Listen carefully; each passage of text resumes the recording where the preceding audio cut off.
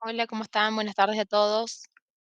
Bueno, en este taller va a estar a cargo de Andrea, de la profe Andrea, y bueno, yo la voy a estar acompañando, ¿sí?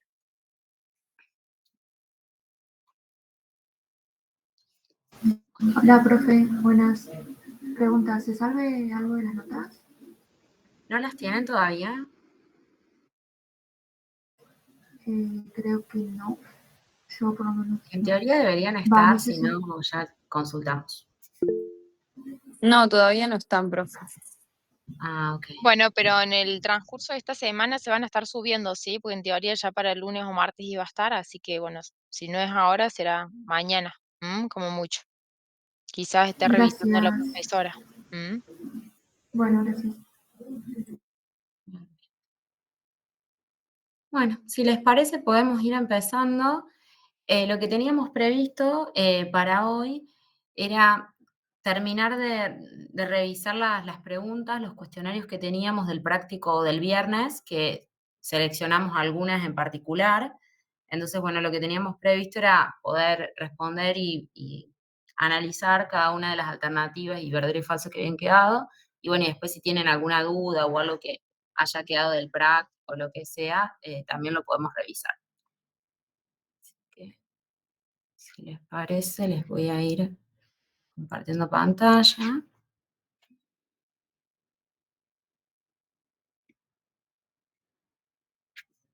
Vamos a ir revisándolos directamente de la guía. No sé si tienen los Wordwall, o sea, los QR, que cualquier cosa me los piden y se los paso.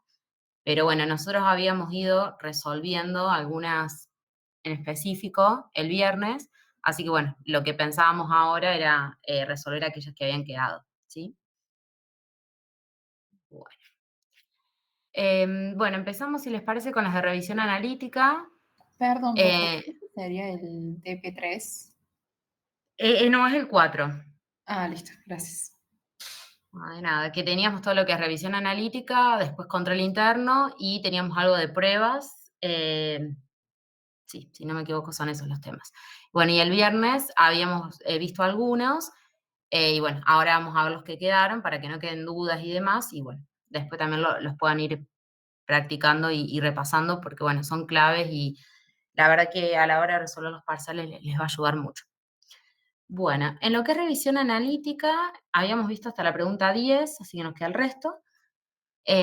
Bueno, yo si les parece les voy leyendo y les voy dando como la explicación. Cualquier comentario, duda, lo que sea, me van avisando. Directamente me interrumpen porque no los puedo ver. Bueno, en este caso, bueno, tenemos que el objetivo del auditor al aplicar la revisión analítica en la etapa de planificación, o sea, apenas estamos empezando la auditoría, bueno, en este caso, la respuesta, digamos, que es correcta, es que en este caso, en el momento de la planificación, no buscamos, digamos, con la revisión analítica reunir evidencia sobre los saldos o transacciones, sino que lo que buscamos es obtener información para poder detectar las áreas en las que hay que poner mayor énfasis, ¿sí? O sea, digamos que todo lo que tiene que ver con la planificación de la auditoría, nosotros obviamente usamos la revisión analítica, pero acá, digamos, lo vamos a usar como un procedimiento más preliminar, digamos, en donde lo que vamos a hacer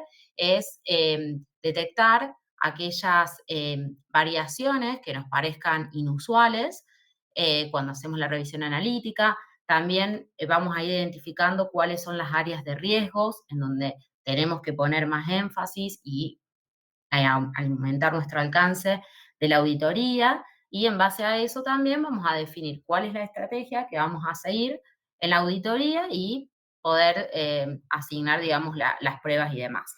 ¿Sí? O sea que, digamos que en esta etapa la usamos más como para definir el enfoque que vamos a darle a nuestro trabajo de auditoría. ¿Sí? Por eso, bueno, la opción correcta sería la E.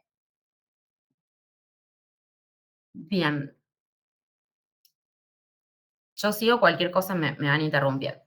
Bueno, la siguiente pregunta, bueno, acerca de las pruebas de revisión analítica, de nuevo, en la etapa de planificación.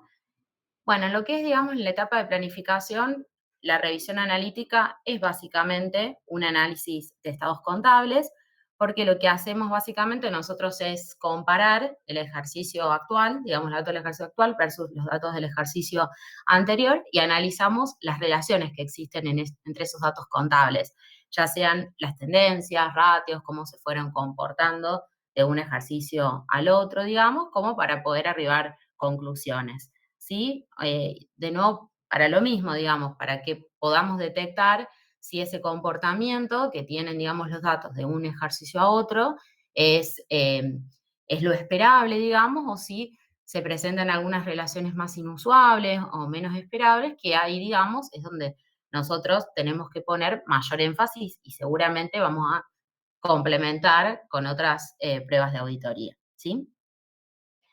Bien, esto hace, digamos, a lo que es la revisión analítica en la etapa de planificación. Obviamente, tal como habíamos visto en las preguntas iniciales, como que la revisión analítica se usa durante todas las etapas de auditoría, pero obviamente el objetivo que va a tener en cada una de las etapas va a ser diferente. Pero en la etapa de planificación, básicamente la revisión analítica se usa más para determinar el enfoque que le vamos a dar a la auditoría.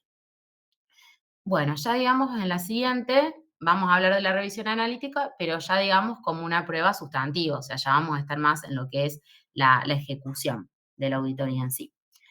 Bueno, en la 13 tenemos los procedimientos de revisión analítica normalmente implican comparar. Bueno, en lo que es, digamos, revisión analítica, ya en lo que tiene que ver más a lo que son las pruebas sustantivas, nosotros lo que vamos a hacer es comparar los datos para, digamos, determinar, para anticiparnos, digamos, cuál debería ser el valor de una partida con el valor según la contabilidad, ¿sí? Nosotros siempre, digamos, como dijimos, lo que vamos a hacer es determinar cuáles son nuestros valores esperados o expectativas, digamos, basadas en estas tendencias, ratios, teniendo en cuenta cómo se comporta la industria y demás, de un ejercicio a otro, digamos. Entonces, siempre lo vamos a hacer viendo el valor de la partida con el valor que se debería ser el valor esperado de acuerdo a la contabilidad, ¿sí? Eso, digamos, lo que buscamos en la etapa ya más de ejecución de la auditoría per se. Bien, después en lo que tiene que ver con la 14, nos da distintos ejemplos de pruebas de revisión analítica que son como comunes o más típicos en la etapa de ejecución de la auditoría. Bueno, y en este caso, bueno, la opción correcta es la A, digamos, porque, digamos, lo que es ya vamos a ir analizando, digamos, pero en el caso de la opción A, son ejemplos típicos, digamos, de auditoría, de revisión analítica, porque siempre, obviamente, cuando nosotros hacemos la revisión analítica, lo vamos a hacer entre aquellos datos que tengan una cierta relación lógica y esperable entre las variables. Entonces, bueno, todo lo que es, bueno, las pruebas de amortizaciones, las hacemos habitualmente, ya que tienen vinculación con los activos fijos, todo lo que tiene que ver con ingresos, y siempre vemos, cuando analizamos los ingresos, vemos la relación entre comisión y ventas. Como sabemos, las comisiones generalmente están en función de las ventas, ingresos brutos, que también es un porcentaje de las ventas, cargas sociales y remuneraciones, que obviamente las cargas sociales son un porcentaje de remuneraciones, o sea, son todas variables que están relacionadas, los intereses con los préstamos. Y después, en la siguiente, bueno, tenemos algunos casos, por ejemplo, en la B, relación a cargas sociales con números de empleados, no, digamos, no tiene nada que ver las cargas sociales con el número de empleados, no existe una relación tan directa. Bueno, es como que vamos viendo, bueno, acá también tenemos la misma opción, cargas sociales y números de empleados, que por ahí no es lo más esperado. Intereses cobrados con deudas financieras tampoco, que serían intereses pagados en todo caso. Bueno, vamos viendo algunas relaciones, bueno, o acá cuando prueba de unidades físicas con respecto al número de localidades en las que hay clientes, o sea, estamos mezclando como distintas variables que no tienen comportamientos esperables, el número de localidades con las unidades físicas que hayamos vendido. Bueno, después, prueba de ingresos, relaciones, comisiones bancarias y venta, ingresos brutos, cargas sociales, intereses y préstamos.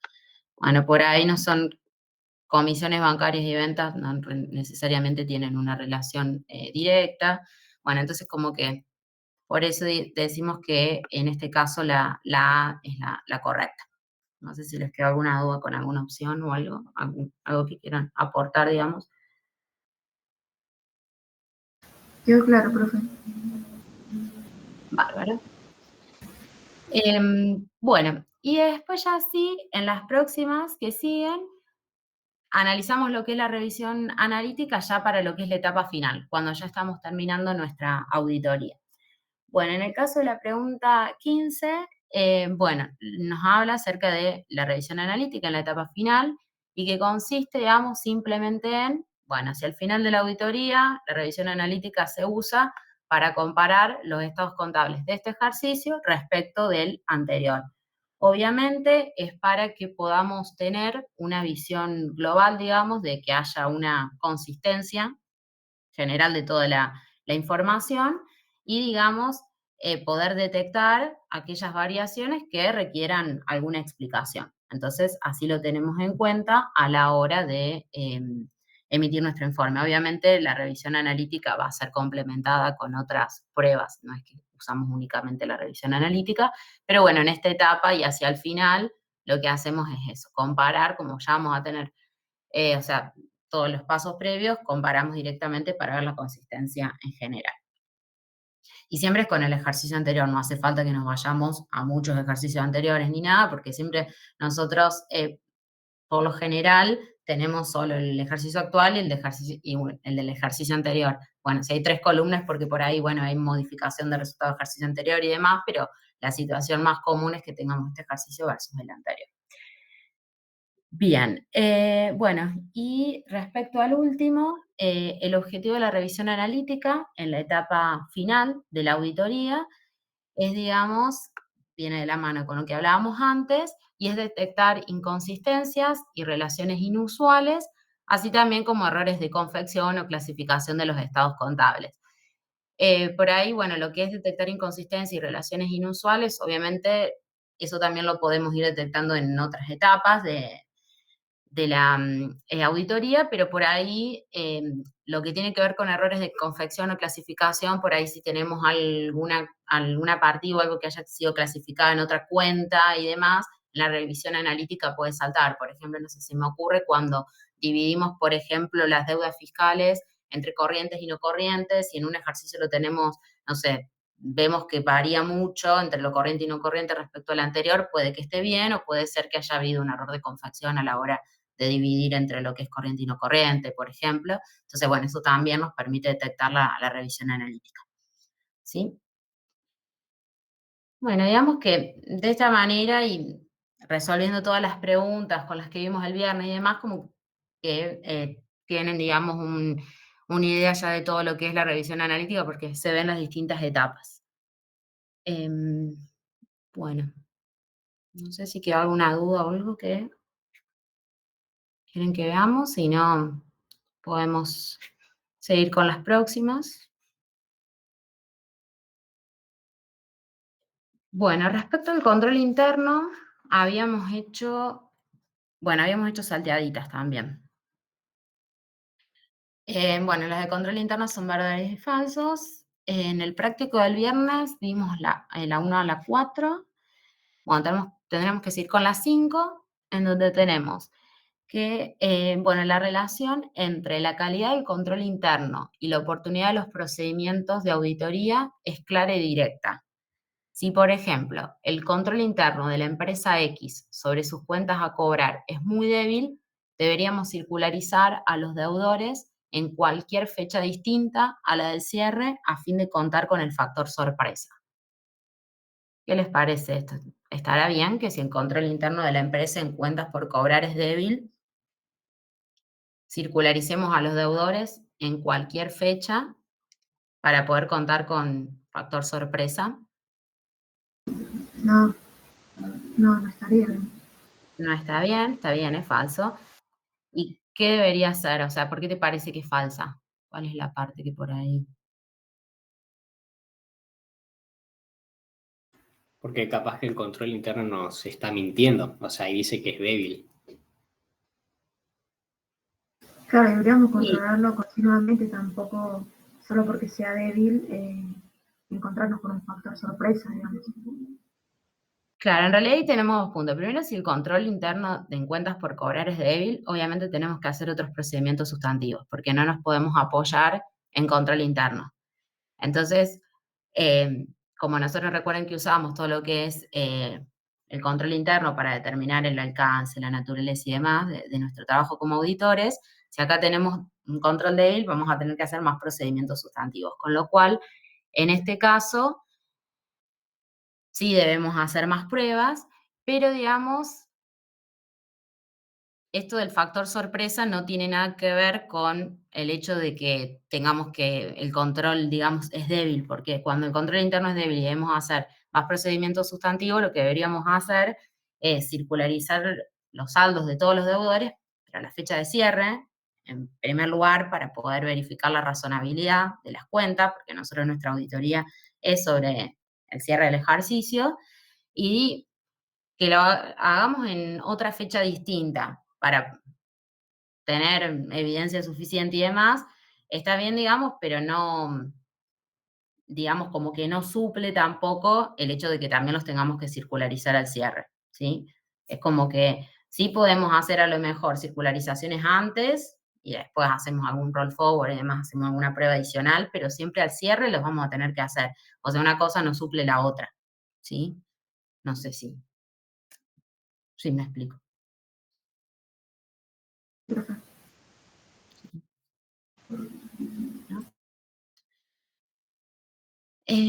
Bueno, después en la próxima tenemos los procedimientos del auditor externo se pueden limitar a pruebas selectivas, por lo que la mayor parte de las personas y por lo tanto la mayor parte de los empleados de la empresa son honestas, competentes y cuidadosas.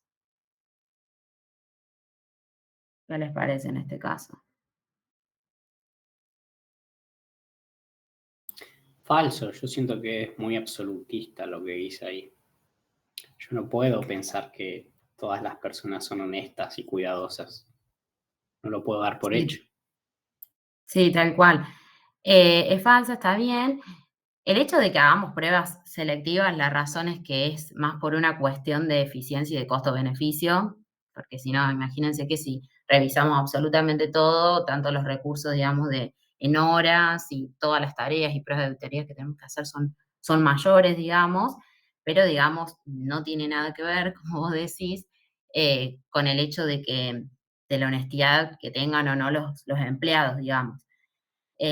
Siempre recordemos que, bueno, en la auditoría trabajamos precisamente con pruebas selectivas y obviamente no podemos dar fe que vamos a detectar todas las incorrecciones que puedan existir, pero digamos, sí con aquellas que sean, no sé, que tengan más riesgos y que sean más significativas. Pero bueno, obviamente una cosa no tiene que ver con la otra. Así que sí, por eso es falso.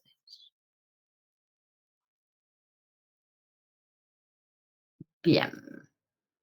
Bueno, después tenemos la siguiente, que nos dice, el procedimiento ideal para obtener el conocimiento de los controles establecidos en una empresa consiste en la utilización de un cuestionario completo y detallado.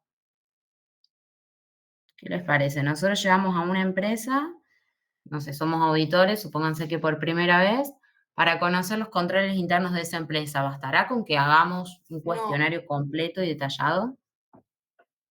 No, está bien. No. Es falso, tal cual. Porque bueno, o sea, si bien el cuestionario lo podemos usar, es una herramienta que muchas veces apenas conocemos a nuestros clientes, lo usamos, pero tiene que ser complementado con otras técnicas. O sea, tenemos que hacer también entrevistas, revisar los manuales, observar esos controles, ver los narrativos, bueno, y obviamente después vamos a hacer las pruebas sobre esos controles. Pero obviamente no, por sí solo es como que nos pueden dar como una idea de esos controles, pero bueno, no basta por sí solos. Bien. Bueno, en la siguiente tenemos, luego de conocidos los controles implantados, se deben probar si funcionan tal como fueron implantados. Esta fase del trabajo del auditor se realiza simultáneamente con el resto del programa de revisión. ¿Qué les parece en este caso? Se hará con el resto, obviamente, una vez que detectamos los controles y demás, aquellos que seleccionemos que vamos a testearlos, tenemos que probar si funcionan tal cual. ¿Estará bien que se realicen simultáneamente con el resto del programa de revisión? No, se hace después. Sí, en realidad se suele hacer antes o como parte de la planificación, porque vos pensás que, vieron que nosotros decimos que sí. Vieron que, bueno, en una auditoría podemos aplicar tanto como las pruebas de cumplimiento como las pruebas sustantivas, unas u otras. Y muchas veces, si nosotros decidimos apoyarnos en estas pruebas, en todo lo que tiene que ser control interno, obviamente una vez que detectamos, sabemos qué controles hay, cuáles vamos a testear, los vamos a primero testear para saber si son confiables o no, y en función a eso vamos a determinar las pruebas sustantivas o no que vamos a aplicar. Con lo cual lo hacemos antes o durante la planificación o como parte, digamos, de la planificación. Porque obviamente, dependiendo del resultado, o sea, de cuál sea el funcionamiento que hemos detectado de esos controles, es, digamos, el grado de confianza o no que vamos a tener en el control interno y, por lo tanto, bueno, en el alcance, la naturaleza y demás que diseñemos que necesitamos hacer para lo que es, si necesitamos, digamos, hacer algunas pruebas adicionales o demás de pruebas sustantivas. Determinamos el alcance, cuál es la naturaleza y demás. ¿Sí? Por eso es que no lo hacemos simultáneamente. O sea, lo que estaría mal sería esto de hacerlo simultáneo. Porque que se van a probar, sí se van a probar. Es como la oportunidad, digamos.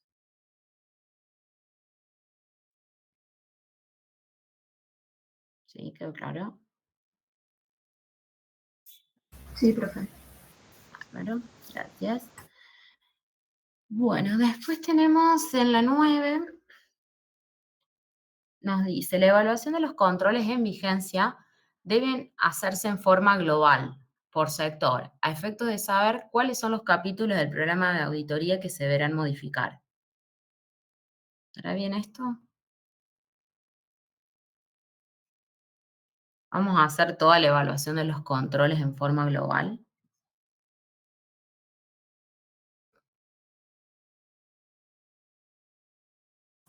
Puede ser que no sería global, sino de cada, o sea, por sector, pero no de manera global, sino puntual. ¿Específico sería? Sí, en realidad Por cada- está bien, es fácil, no se hace de manera global, sí, sino que directamente se va a hacer sobre las áreas, digamos, que consideramos más relevantes de la auditoría.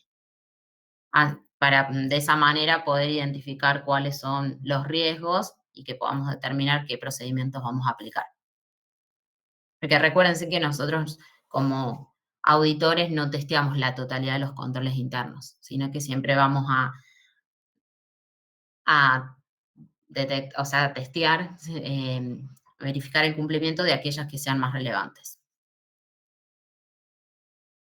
No sé, por ejemplo, en empresas que sean comerciales, ventas, créditos por ventas, siempre son, por ejemplo, son áreas que son relevantes en una empresa comercial, entonces se suelen testear siempre, por ejemplo. ¿Sí? Es como que dependiendo del tipo de ente y demás, se va determinando cuáles son aquellas que sí vamos a testear. Bueno, después tenía que, bueno, de la 10 a la 13 se habían resuelto. Bueno, cualquier cosa, si tienen alguna duda de última la vemos, pero tenemos que seguir con la 14. ¿Qué nos dice? La expresión normalmente contenida en el dictamen es que dicho examen fue practicado de acuerdo con las normas de auditoría generalmente aceptadas. Significa, entre otras cosas, que el auditor ha efectuado un estudio y evaluación del sistema de control interno vigente. Acá le faltó una. ¿Qué les parece?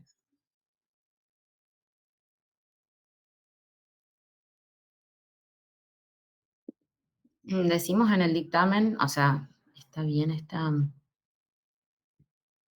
afirmación de que el examen fue practicado de acuerdo a las normas de auditoría generalmente aceptadas, eso sí, o sea, nosotros cuando hacemos el dictamen tenemos esa aseveración, pero si eso implica, digamos, entre otras cosas, que se efectúa un estudio y evaluación del sistema de control interno vigente.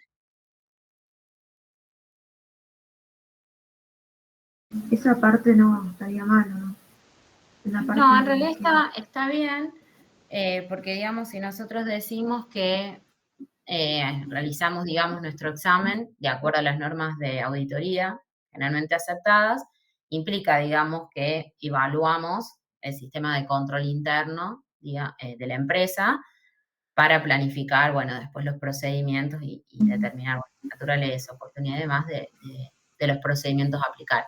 Independientemente que después a lo mejor no nos apoyemos en el control interno de la compañía, pero implícitamente nosotros al hacer esta aseveración, sí estamos diciendo que lo evaluamos y lo analizamos, más allá que después no lo usemos, pero el hecho de decir el control interno es débil, no nos apoyamos en el control interno, hacemos todos procedimientos sustantivos, lo estamos evaluando.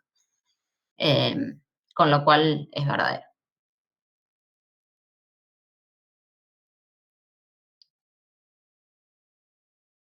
Bien. Luego la próxima tenemos que la sola verificación de los saldos de las cuentas, prueba de validez, no es suficiente para que el auditor se forme una opinión sobre la razonabilidad de los estados contables bajo examen.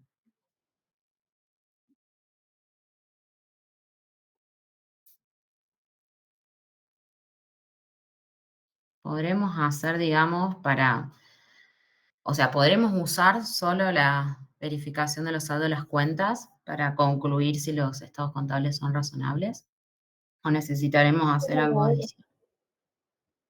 Verdadero. Es verdadero, está bien, porque no es suficiente. Obviamente que sí nos va a revelar algunas evidencias y demás, pero por sí solo no nos va a permitir garantizar si son o no razonables los estados contables, sino las vamos a tener que combinar con otras pruebas, ya sean sustantivas o de cumplimiento, para que podamos llegar a arribar a una opinión. ¿Sí? Está bien. Bien, después en la siguiente tenemos que el Departamento de Auditoría Interna forma parte del sistema de control interno.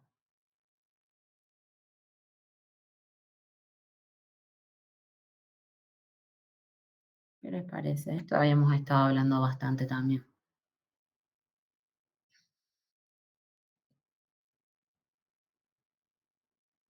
Sí, es verdadero.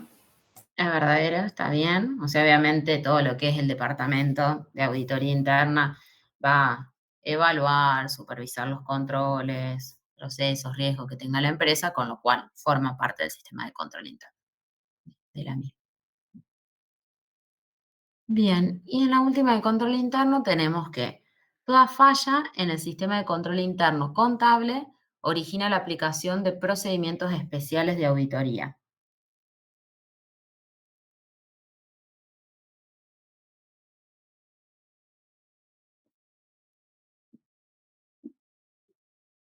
¿Les parece? ¿Será así?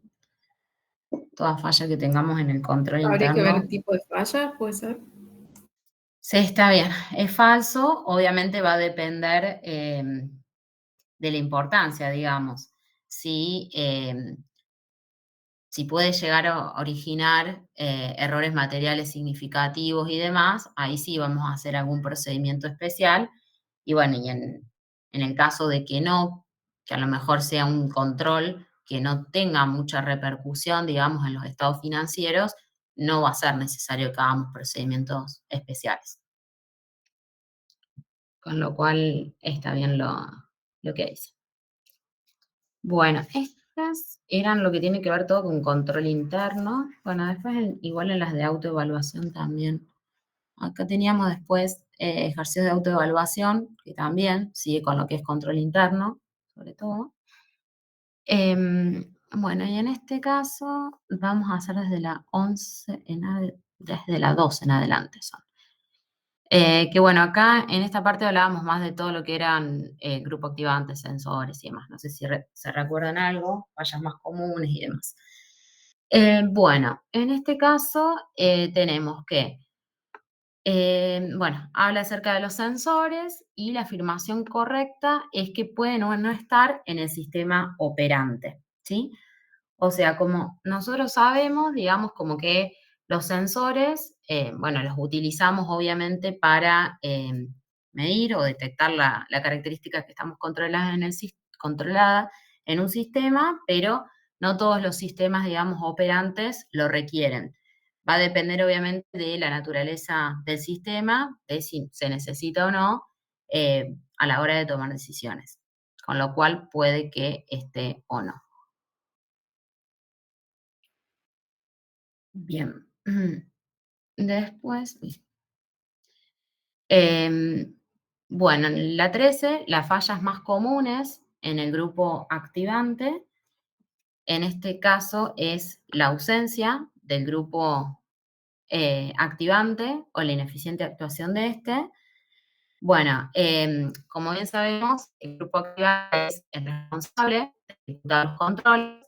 Entonces, si tenemos la ausencia del grupo activante, o sea, no vamos a tener que ejecutar el control.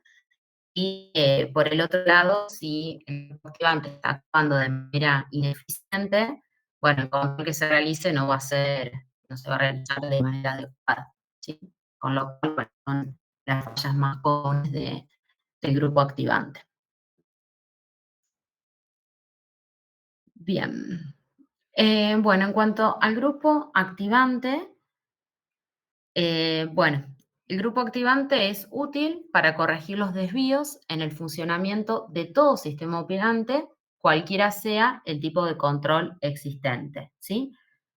Bien, obviamente, o sea, el grupo activante, como dijimos, era el responsable de ejecutar los controles, con lo cual se va también a encargar de ejecutar todas las acciones correctivas que surjan ante desvíos, bueno, independientemente si se trata de un sistema abierto o cerrado, y del tipo de control, ¿sí? Y bueno, entonces la función del grupo activante es, una vez que se detectan estos desvíos, poder corregir, que sean corregidos, digamos, de manera oportuna.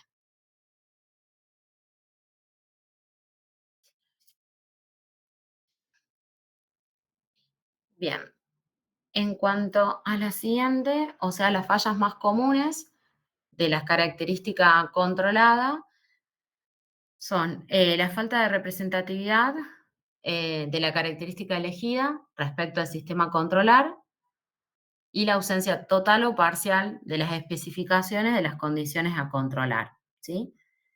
Bien, o sea, obviamente, las características, digamos, tienen que ser representativas del sistema a controlar, porque si no son representativas, obviamente no, es una falla. Y a la vez es clave que se especifiquen cuáles son las condiciones que vamos a controlar, ¿sí? Porque, bueno, de lo contrario, estas deficiencias, digamos, van a limitar la efectividad del control, ¿sí? Y, bueno, y puede generar errores o desviaciones. Bien. Bueno, después en la siguiente tenemos las características controladas son preexistentes a la generación de reportes porque, bueno, en este caso es porque pertenecen al sistema operante y generalmente definen o generan la existencia de este, ¿sí? Obviamente, las características controladas las tenemos que definir antes de implementar los controles, o sea, por eso es que son preexistentes, y obviamente esas características van a terminar definiendo el control, la existencia de este sistema operante, ¿sí? Bien, con lo cual siempre es como que nosotros primero vamos a diseñamos, digamos, los controles para poder vigilar y medir que esas características se estén cumpliendo. Bien, después en la próxima tenemos lo que tiene que ver con el grupo de control. Bien, en este caso, el grupo de control decimos que no es esencial para la existencia del sistema operante, porque como habíamos dicho antes, como que el grupo de control es quien va a supervisar y va a verificar el funcionamiento del sistema, pero el sistema operante obviamente va a existir independientemente de que éste esté o no, ¿sí? Siempre que esté, obviamente, este grupo de control va a poder reforzar la efectividad del control, pero el sistema operante puede existir sin él, ¿sí? Eso es importante tenerlo en cuenta. Bien. Uy. Profe, ¿puede repetir la 16? Se me cortó justo. Sí, la 16, esta es las características controladas que son preexistentes a la generación de controles porque pertenecen al sistema operante y generalmente definen o generan la existencia de este. Porque nosotros Gracias. decíamos, no, de nada, como que las características se definen primero y después lo que va a hacer este control es verificar y validar que se cumplen las características. Bien. Bueno, seguimos entonces, estamos a 18. Bueno, un grupo de control debe ser, bueno, en este caso puede ser, pues, el grupo de control puede estar formado por una o más personas. Obviamente vas a pertenecer al sistema de control considerado, pero puede interactuar a la vez con otros sistemas, ¿sí? Porque, digamos, su función es poder verificar y garantizar el correcto funcionamiento del control, ¿sí? Y bueno, puede que para ello interactúe con otros sistemas. Bien. Bueno, después tenemos las fallas más comunes del grupo de control. En este caso, las fallas más comunes son la ausencia del grupo de control, porque, o sea, si no tenemos el grupo de control, no vamos a poder supervisar el sistema. Bueno, después también el uso de un estándar, porque, bueno, si tenemos un estándar, o sea, que es el objetivo, que es inadecuado, los criterios para poder evaluar el control no van a ser correctos, con lo cual eso hace que falle el grupo de control, y a la vez la lentitud de la reacción.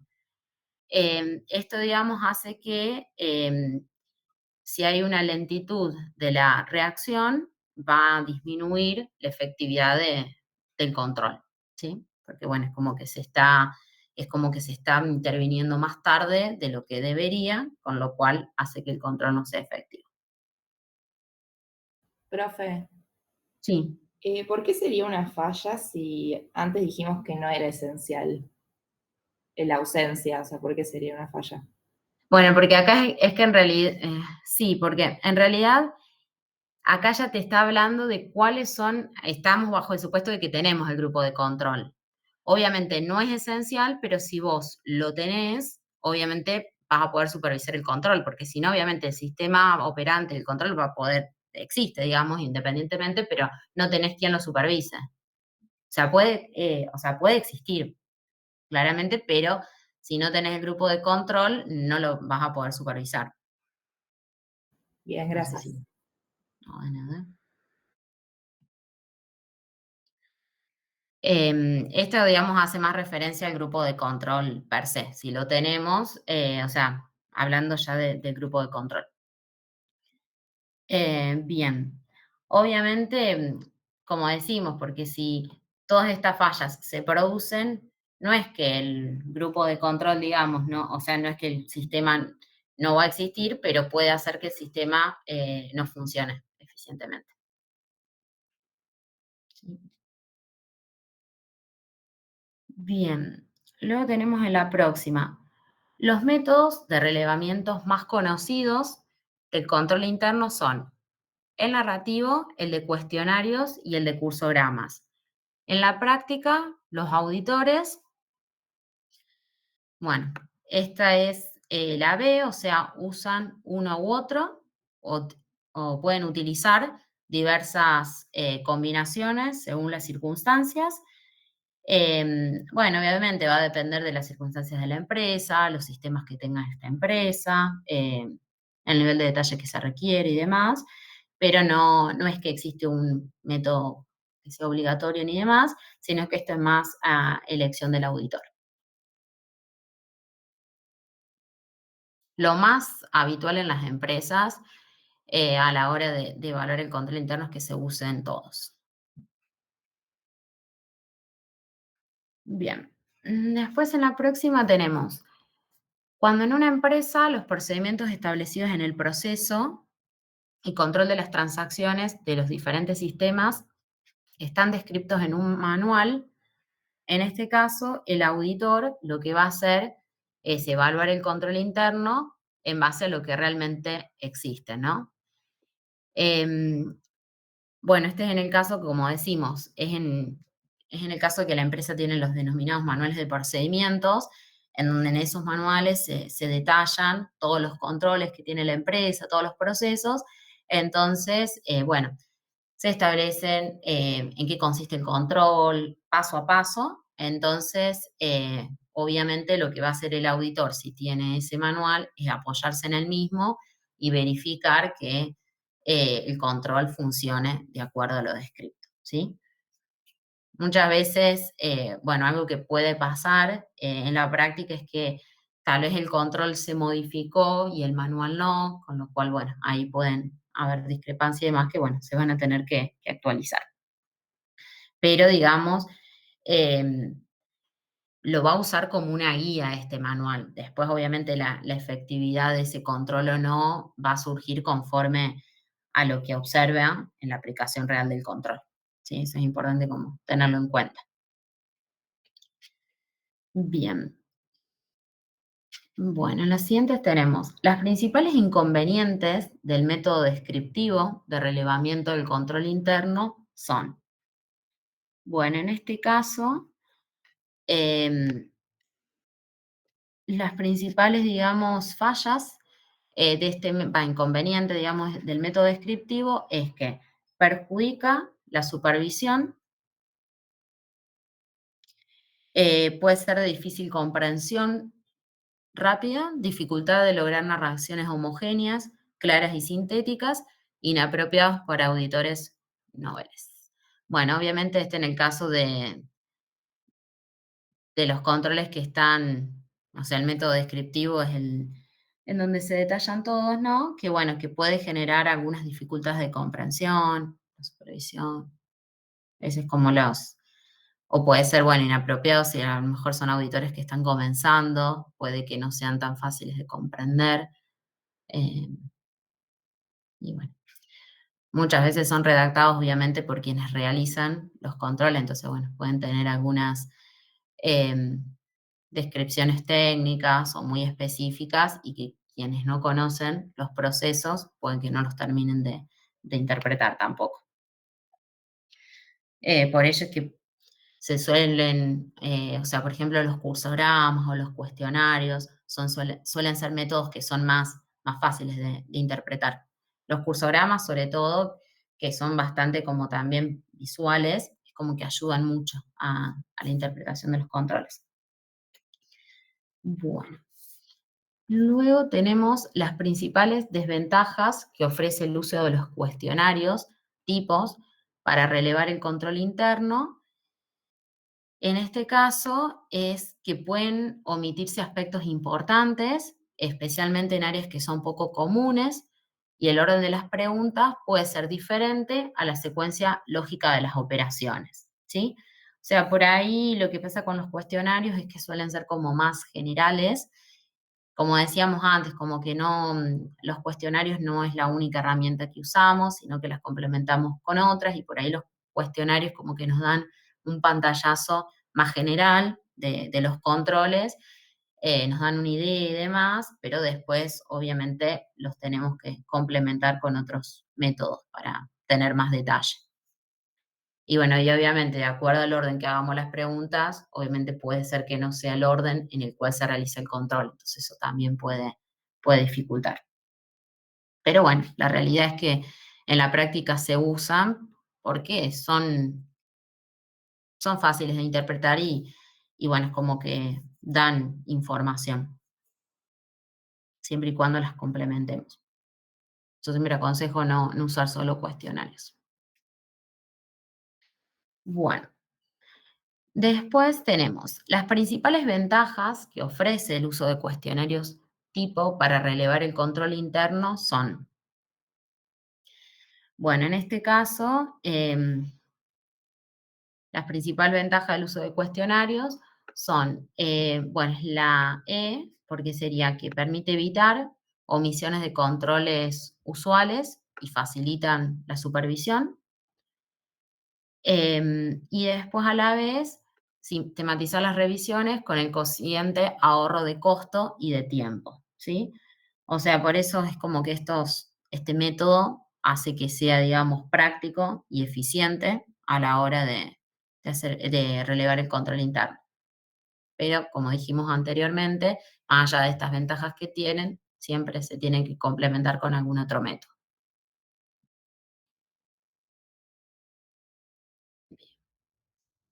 Bueno, después en las siguientes tenemos las respuestas posibles a cada pregunta en un cuestionario tipo utilizado para relevar las actividades formales son sí, no aplicable. Cuando se verifica una respuesta no, significa que hay un punto débil de control y al lado de ella usualmente debería haber. Bueno, en este caso debería haber una descripción aclaratoria en su caso y la enunciación de los controles que van a compensar ese punto débil. Es decir, cuando nosotros estamos relevando un control, literalmente si tenemos un cuestionario, vamos a tener todas las preguntas y estas 3 columnitas.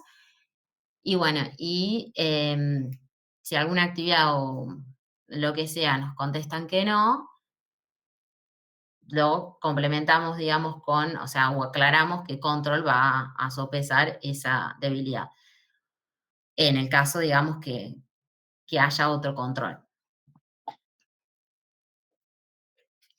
Pero bueno, es como que eso es lo que se hace en la práctica. Si es sí, queda ahí, y si es no, se indica cuál es el control que suple ese punto.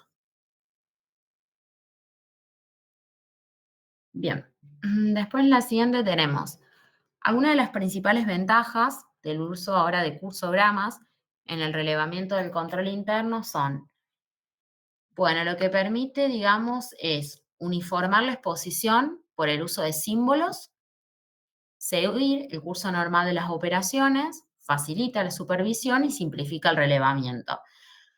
Lo que se suele hacer con los cursogramas, de acuerdo al símbolo que usamos, es si es una tarea, un control y demás, con lo cual por eso es que se unifica, digamos, la exposición por usar estos símbolos. Es fácil de seguir porque suelen venir como con flechas, entonces es fácil de interpretarlos. Obviamente va a facilitar la supervisión porque vamos a saber en qué etapa del proceso se realiza el control, con lo cual sabemos dónde ir y es más fácil de relevar. Como les decía, es como una herramienta muy visual y que es fácil de seguir. Y bueno, y muchas veces es una herramienta que se usa. Yo recuerdo que nosotros en la práctica lo que hacíamos es primero hacer cuestionarios como para tener o sea, en realidad primero pedíamos la matriz de controles para saber cuáles eran los controles que existen en una compañía. Luego hacíamos cuestionarios con quienes estaban, digamos, o formaban parte de los procesos, como para entender. Hacíamos también, usábamos del método descriptivo si no tenían manuales, porque muchas veces manuales no tienen de procedimientos, como que hacíamos entrevistas y demás para poder describirlos y hacíamos por último los cursogramas como para poder ver bien el flujo del control. Entonces, después a la hora de testearlo, ya con toda esa información y relevamiento previo, ya sabíamos bien cómo tenía que funcionar. Bien, después tenemos ahora lo que tiene que ver con las desventajas, o sea, las principales desventajas que ofrece el uso de cursogramas para relevar el control interno.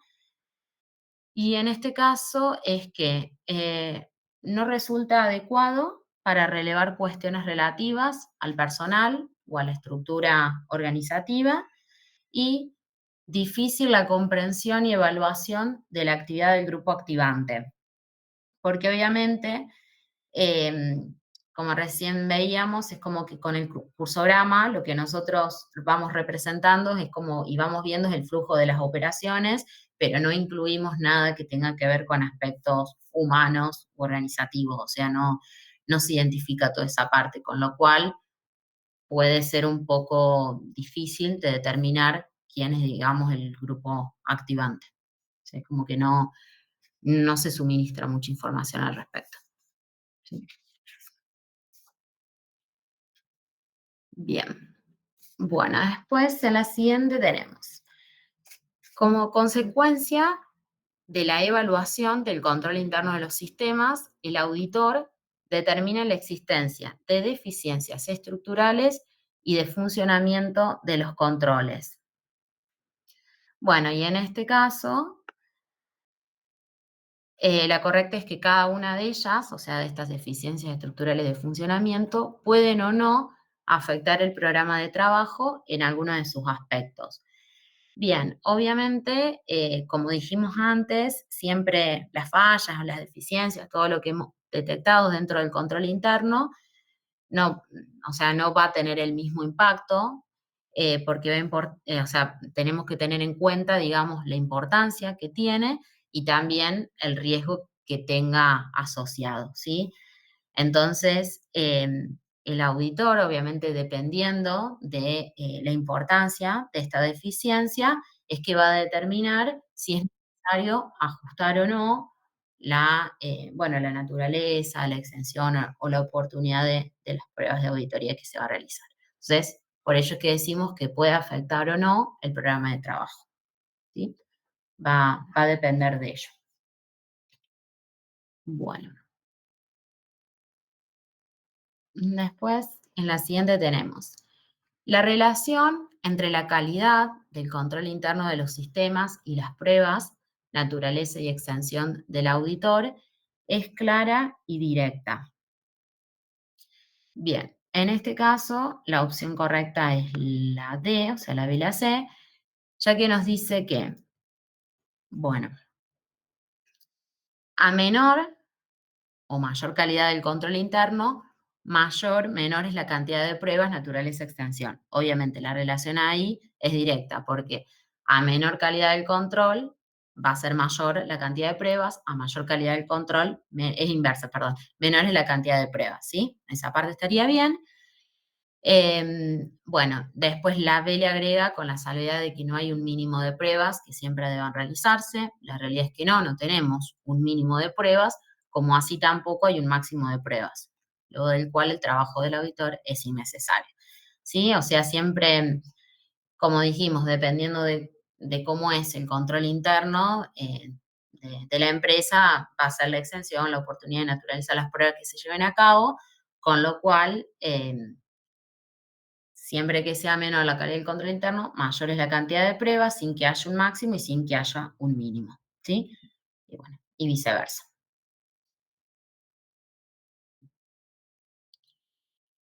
Bien. Después en la siguiente tenemos la evaluación del control interno de los sistemas reconoce que la determinación de su impacto sobre el programa de trabajo de la auditoría de estados contables es su finalidad principal, además de emitir un informe con los resultados de aquella. Bueno, había una pregunta que habíamos visto similar el viernes pasado, que obviamente nosotros decíamos que, por un lado, cuando evaluábamos el control interno, nosotros la finalidad principal que tenía esa evaluación del control interno era para determinar el alcance, la naturaleza y la extensión de los procedimientos de auditoría que se iban a aplicar y que después, luego, el producto secundario era el informe de control interno que, y siempre iba a ser así, independientemente de que ese informe tenga muchas deficiencias y demás. Pero siempre la finalidad principal que tiene la evaluación del control interno es para determinar y poder confeccionar el programa de trabajo, ¿sí? Eso va a ser siempre así. Bien. Luego tenemos la 31 que nos dice, cuando la calidad del control interno es excelente, el auditor puede, sin afectar la calidad de su trabajo, aplicar los procedimientos indispensables en muestras mínimas y cambiando la oportunidad de su aplicación, cuidando de sustentar su informe, ¿sí? Bueno, obviamente en este caso es porque ya tenemos un control interno que es excelente, como vemos tenemos mucha confianza en el control interno, entonces obviamente los procedimientos que vamos a aplicar como auditores van a ser los que realmente sean indispensables y las muestras van a ser muy chiquitas. Obviamente siempre que tenemos que asegurar que nuestra opinión como auditores esté debidamente sustentada. No podemos solo basarnos en el control interno, sino que algunas pruebas adicionales tenemos que hacer, pero van a ser las indispensables, digamos. De esa manera, o sea, también estamos optimizando recursos, porque no tiene sentido, si tenemos un buen control interno, hacer tantos procedimientos adicionales. Bien. Bueno, la existencia de puntos débiles de control generalmente afecta al programa del auditor, mientras que la de puntos fuertes de control, bueno, y en este caso puede afectar el programa de trabajo, ¿sí? Bueno, esto viene un poco de la mano de lo que decíamos antes. Obviamente, bueno, acá dice generalmente, como vimos antes, podía o no afectar el programa de trabajo, va a depender de la importancia que tenga ese control y el riesgo que tenga asociado, pero lo puede llegar a afectar. Bien. Bueno, y dentro de la última de esta tenemos que la existencia de puntos fuertes de control puede afectar el programa del auditor, mientras que la existencia de puntos débiles de control, bueno, también generalmente afecta el programa de trabajo. O sea, es la inversa. ¿Sí?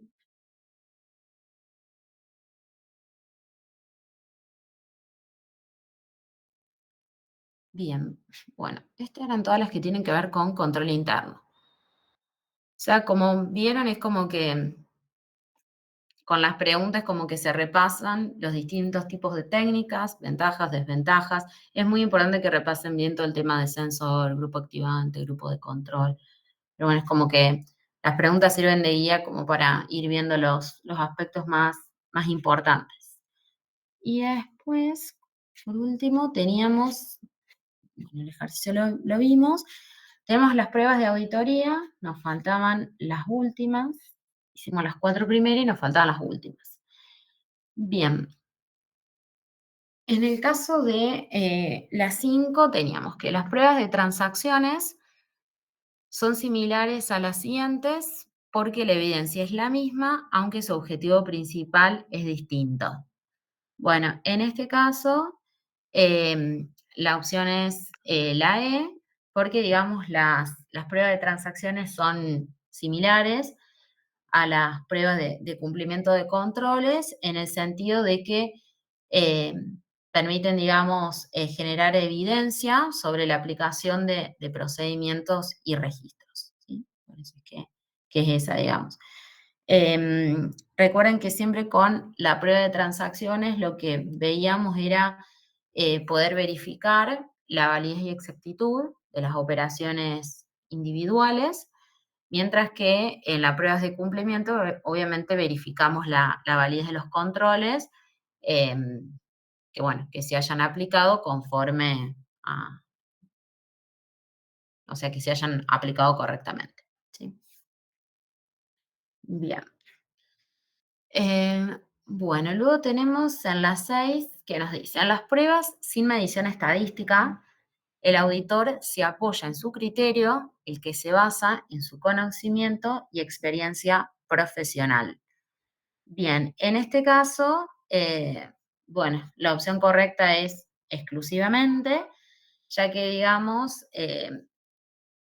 como en este caso son pruebas que no tenemos medición estadística, el auditorio obviamente se va a apoyar en el conocimiento que tenga del negocio, de los sistemas, su experiencia profesional, bueno, para poder decidir, digamos, qué transacciones va a ser las que va a analizar, cómo va a interpretar los resultados y demás, ¿sí? O sea que todo va a depender más del criterio del auditor. Obviamente las que no tengan medición estadística. Bueno, y en la última tenemos que, al planificar una muestra de auditoría, los elementos a considerar son, bueno, en este caso, los elementos que vamos a considerar para seleccionar una muestra de auditoría van a ser los objetivos buscados, o sea, qué buscamos obtener con la prueba, digamos, las características a examinar, bueno, los elementos que seleccionamos y los procedimientos de auditoría que se van a aplicar sobre la muestra, ¿sí? Bueno, para que de esa manera la muestra de auditoría sea relevante y suficiente a los fines de lo que se busca examinar, ¿sí? Así que, en este caso, es la opción A.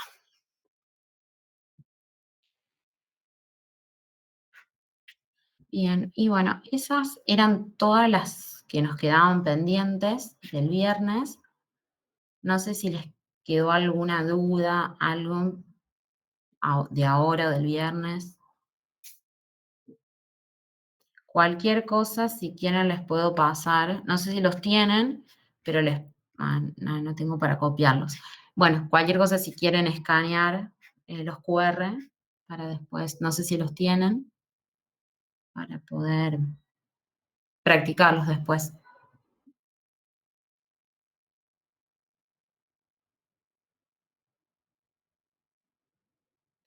Acá están las de control interno, después estas son las de revisión analítica.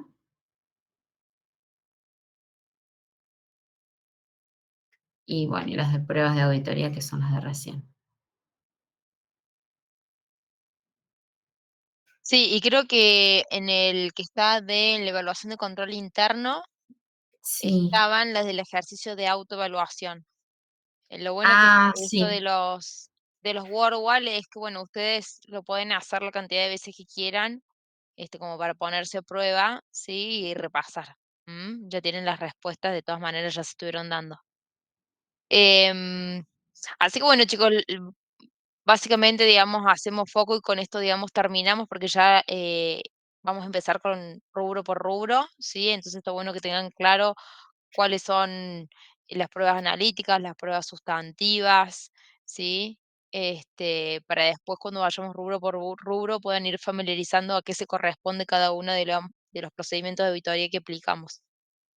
Em, bueno, y otra cosa que les quería contar, ahí estuve preguntándole a la profesora por el tema de la nota y dijo que en estos días va a estar, ¿sí? Así que bueno, chequen. ¿Tienen dudas o consultas, algo en particular? ¿Algo que no les haya quedado claro?